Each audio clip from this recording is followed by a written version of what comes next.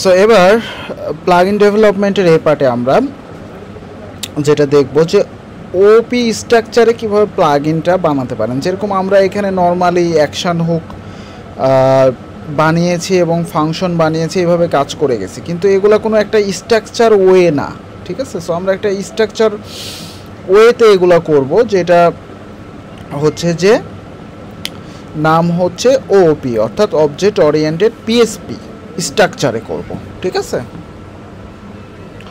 So আমরা মনে করেন যে অ্যাডমিন মেনু নামের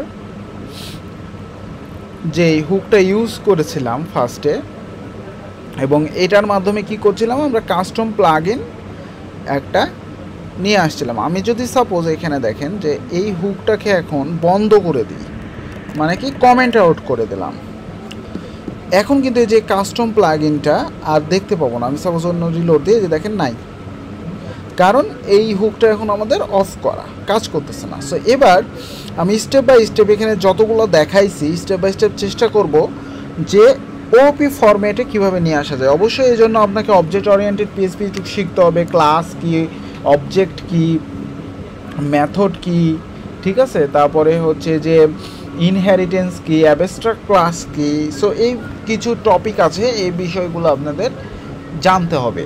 এজন্য অবজেক্ট ওরিয়েন্টেড পিএসপি একটু আপনারা পড়াশোনা করবেন। সো ফার্স্টে অবজেক্ট ওরিয়েন্টেড স্ট্রাকচারে যদি আমি লিখতে যাই, তাহলে প্রথমে আমাকে ক্লাস লিখতে হয়, তারপর একটা ক্লাসের নাম। সো ক্লাসের নাম মনে করেন আমি দিলাম ইওর প্লাগইন, দেন আমরা এইভাবে ডিফাইন করতে পারি। এখন এই ক্লাসটাকে আমাদের বাইরে ইনস্ট্যান্সিয়েট করতে হবে। সো নিউ দিয়ে আমরা এই ক্লাসটাকে ওভাবে দিয়ে দিতে পারি, ঠিক আছে। এর মানে এইটা ইনস্ট্যান্সিয়েট হয়ে থাকলো। এখন এটার মধ্যে আমরা কিছু মেথড ডিক্লেয়ার করব, ম্যাজিক মেথড, যেমন পাবলিক ফাংশন কনস্ট্রাক্ট, ঠিক আছে। এটা একটা ম্যাজিক মেথড। এটা কি হবে, এই মেথডটার কাজ কি, অটোমেটিক্যালি আমরা যখন আমাদের ক্লাসটাকে ইনস্ট্যান্সিয়েট করব, অটোমেটিক্যালি এর মধ্যে যা যা লিখব সেটা কল হবে সোজা ভাষায়, ঠিক আছে।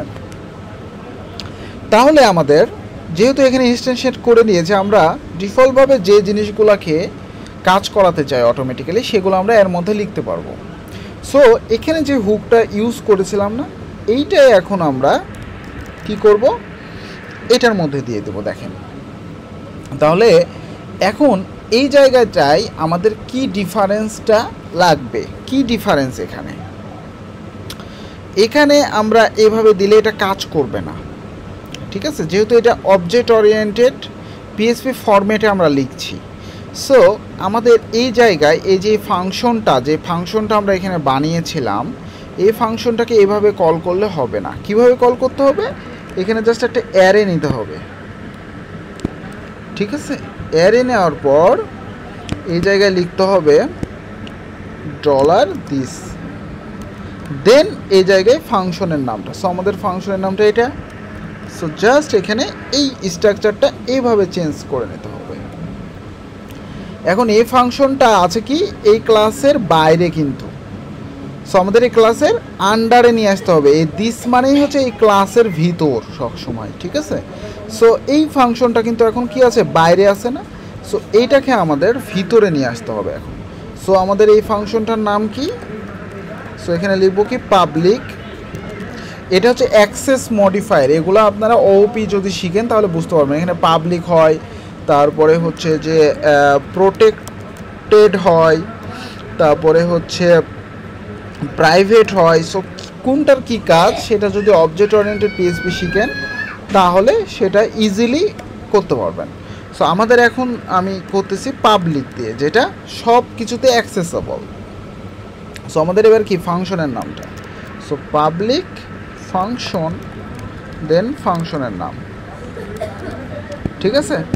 সো এই দিস মেথডটা কি করবে, এবার এখানে কল হবে, ঠিক আছে। যেহেতু এই ফাংশন, এখানে আমরা দিস দিয়ে এভাবে ডিফাইন করতে পারি। সো এবার এটার মধ্যে কি কি আছে, এইগুলাকে আমরা জাস্ট এটার মধ্যে এবার নিয়ে চলে আসবো। ঠিক আছে।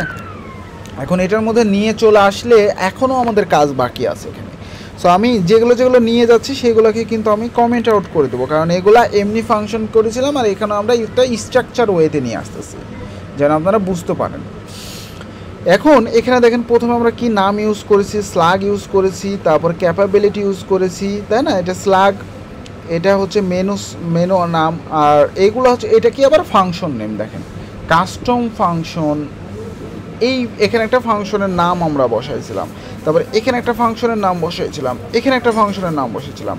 তো সেই ফাংশনগুলো কি কি, যে কাস্টম প্লাগ ইন ফাংশন হচ্ছে এই ফাংশনটা, তারপরে সাবমেনু ফাংশন হচ্ছে এই ফাংশনটা, সাবমেনু ফাংশন 2টা আবার এই ফাংশনটা। তাহলে এই ফাংশনগুলো যেহেতু এখানে ডিফাইন করেছি এগুলোকেও তো এখানে নিয়ে আসতে হবে, আনতে হবে না?